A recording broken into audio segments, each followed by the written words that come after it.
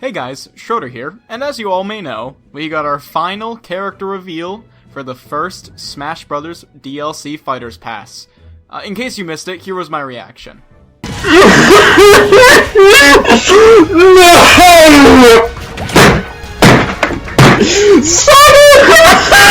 That's right, Byleth from Fire Emblem 3 Houses was revealed as our final DLC character.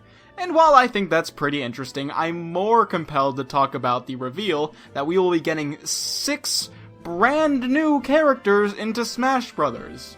And while this direct painfully reaffirms that we will never be able to guess the incoming characters, there is always the hope that maybe one Oracle could guess all 6, which is me, because I have the side of facts and logic with me. Without any further delay, let's get in with the predictions. I think my first pick is going to be very obvious for many people, but the 6th fighter we're going to see is probably going to be Rex from Xenoblade Chronicles 2. Sakurai said that Rex wasn't in the first Fighters Pass because he didn't have room, he missed the cut, also Xenoblade was still in development. There was a lot of reasons, and Sakurai kind of alluded to the fact that he really wanted him in there, let alone the fact that he's a very popular request in America, Japan, and I think Europe too. It feels like it's inevitable that we're going to be getting Rex, especially if Byleth just got in the game. So I think Rex is going to be my number 6 pick for this one. Now for number 7, I'm basing my prediction off the trend of last year's E3. I feel like we're going to get our 7th character reveal around E3, and E3 went a very specific route. We had a Japan character and a Western character, even though Banjo-Kazooie's popular in Japan, but hey, who's counting? So I think for our 7th character, we're getting Lloyd Irving from Tales of Symphonia. And here's the thing. I don't know a thing about Lloyd Irving. All I know is that he is the most popular pick in Japan over Sora from Kingdom Hearts, and I will talk about Kingdom Hearts in a moment. I think Lloyd just kind of fits what Japan wants. He's owned by Namco, which has helped develop Smash many times, so it kind of makes sense that it would be an easy character to get in the game on top of a character in popular demand. Sakurai has shown that he's not afraid of adding a JRPG character, so it all kind of seems to make sense. Now, why aren't we going to get Sora, even though he's more requested in America and Europe, and he's the 2nd most popular character in Japan? Well, I think Sora kind of falls into this gray area when it comes to what we want. You see, Sora is owned by Square Enix, and as we've seen with the Final Fantasy content, or lack thereof in Smash Ultimate, Square Enix is very conservative, let alone the fact that they're working with Disney, and Disney is just impossible to work with nowadays. Sora is very, very unlikely, and all hopes we do have of him getting in the game are just hopes. So, Lloyd Irving from Tales of Symphonia is gonna be my number 7 pick. And you're probably wondering what I mean when I say things are gonna go the same as last year's E3. I mean, I think we're probably gonna get a Western character with Lloyd Irving, or else that'll be a huge upset, and Nintendo probably knows that. So my number 8 pick will be Rayman from the Rayman franchise, which, fun fact, is my most wanted character for Smash, but I have my reasoning. For starters, Ubisoft has been one of Nintendo's greatest companions as of late. They were one of the few companies who aided Nintendo through the Wii U era, and on top of that, Nintendo has trusted Ubisoft to the point where they can let them make a Mario spin-off and add Star Fox characters to their Skylanders ripoff.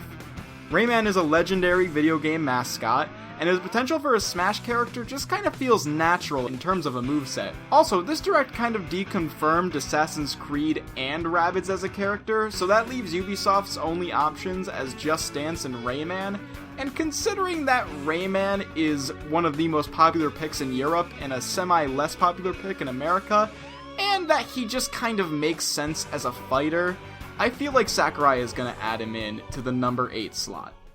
Number 9 is also going to be an oddball pick because it's one of those choices where I don't know much of what I'm talking about, kind of like Lloyd Irving, but my number 9 pick is going to be Arl... I don't know her last name. Arl Nadja from the Puyo Puyo series. I am so sorry if I butchered that name. Now, while I don't know much about Arl as a character, I do know a few things that makes me believe she'll be our number 9 pick. For starters, she comes from a puzzle game. That's where she comes from. Sakurai is a madman. That's who he is. I think Sakurai is crazy enough to try to make a puzzle character work into Smash Brothers. And the fact that Arl is more of a character than the L block from Tetris kind of makes that feel inevitable. Although Puyo Puyo Tetris is one of the more popular games on Switch, and one of the more popular puzzle games in general, I feel like she'll work Tetris and Puyo Puyo into her moveset. And that's just kind of cool to think about. On top of being a great concept and female representation, I think she's going to offer a few things to the table. On top of representing the second highest selling game of all time, we also know that Sakurai himself on Twitter has posted a couple screenshots of Smash that can be interpreted as a Puyo Puyo reference, so it kind of makes sense. Also, let's consider the fact that she's a popular candidate in Japan, ranking just below Byleth from Fire Emblem 3 Houses. I'm sure she'll make a major upset in the West, but it feels like she'll be a righteous fit into Smash Brothers. Also, you guys are probably going to be wondering what my thoughts are on Minecraft, which is the highest selling game of all time. And I'm in the camp where I just don't see it working. I don't see the blockiness and the chunkiness of Minecraft working in Smash Brothers. I can see it as a Mii sword fighter costume totally, but I just don't see Steve happening. It doesn't feel like a good fit for Smash, and I think at the end of the day, that's the most important part about a Smash character. They have to feel right. Arl feels like she'd fit right in with the roster, meanwhile Steve would stick out like a sore thumb in my opinion. So that's why Arl Nadja from the Puyo Puyo series, sorry if I butchered the name, is going into my number 9 slot. Now, the number 10 character. This one feels the hardest to predict. It's not quite the finale of the number 11 character, but number 10 is so far ahead into the future. For all we know, they'll be dropping around this time next year. That's how much time we're dealing with here. That being said, I have my predictions for a certain first-person shooter. That's right, I think the Doomslayer will be our number 10 pick. Now, Doom is the founder of first-person shooters. You can't really argue otherwise. First-person shooters are the biggest genre in video games under MOBAs, but who the hell cares about MOBAs, aside from League of Legends players? Now, the Doomslayer is violent. He is brutal. He is very unique compared to other popular FPS characters like Master Chief. Master Chief is kind of like a blank slate. The character is meant to let the player portray themselves onto. Meanwhile, the Doomslayer is ruthless. He is hell incarnate. And that is something Sakurai really likes with his character. Sakurai really likes crafting something around the character's personality and really hamming up what they have. On top of that, Doomslayer is known to get really up close and personal in terms of combat, on top of shooting, which would be a brilliant moveset. But that's just the design aspect. I also think the business part of this makes a lot of sense too. Now, in Japan, Doomslayer isn't that popular. In fact, a lot of Japanese players just call him a ripoff of Samus. But in the West and Europe, the Doomslayer is a very popular candidate. And let's also keep in mind that Bethesda has been going out of their way to make sure they're supporting the Switch. New games, even though they're slightly downgraded, are coming to the Switch. We've had Doom 1, 2, 3, Doom 64, Doom 2016, and Doom Eternal is coming to the Switch on the horizon. Doom has a very strong history and relationship with Nintendo. And let's keep in mind that Doom is a very prominent franchise in terms of Bethesda, which is a massive video game company. They're one of the few studios who actually have their own press conference at E3. It feels like if Bethesda was to have a rep, it should be the Doomslayer. And I love the idea that Doomslayer, this violent, brutal character, somehow sneaks his way into the Smash roster. I'll be honest, this is just a personal wish of mine. I'm sure a character like Dante from Devil May Cry may get in here for the same reasons of being edgy and violent, but the Doomslayer just has that extra oomph of, what? What the fuck? So that's why I'm picking the Doomslayer for the number 10 spot. Okay. This is it.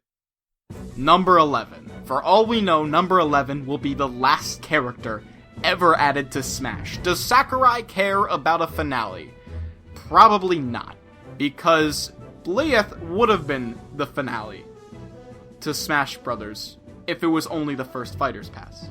Then again, Bayonetta ended the DLC run for Smash 4. So, we must ask ourselves the question of who's number 11. Is it gonna be a letdown? Is it gonna be a climactic finish? And I think it's gonna be Travis Touchdown from No More Heroes. I have no reason for this. I just think it's gonna be him. I feel like he'll be the last one. It'll be cool. It'll be a nice cap. A lot of people will like it. A lot of people will go like, huh? Who's this guy? And Sakurai will be like, hey, he's in the game. Plus, No More Heroes 3 will be coming out. I don't know. It just feels like it's gonna happen. Travis Touchdown's my number 11 pick. I don't care. I'm probably gonna be wrong on all of these. I hope Rayman gets in. I hope Doomslayer gets in. I really like Arl because I love the idea of Tetris blocks being in the game. That's just hilarious. Irving? Yeah, sure, why not him? Travis Touchdown, I think he's really cool.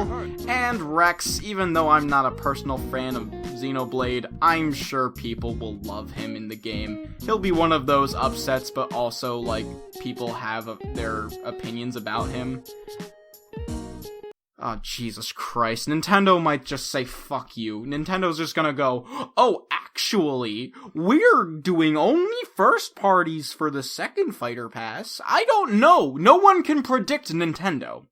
Which is why the real Final Fighter will be Fighter number 12. And Fighter number 12 will be none other than Son Goku from Dragon Ball Z Kakarot.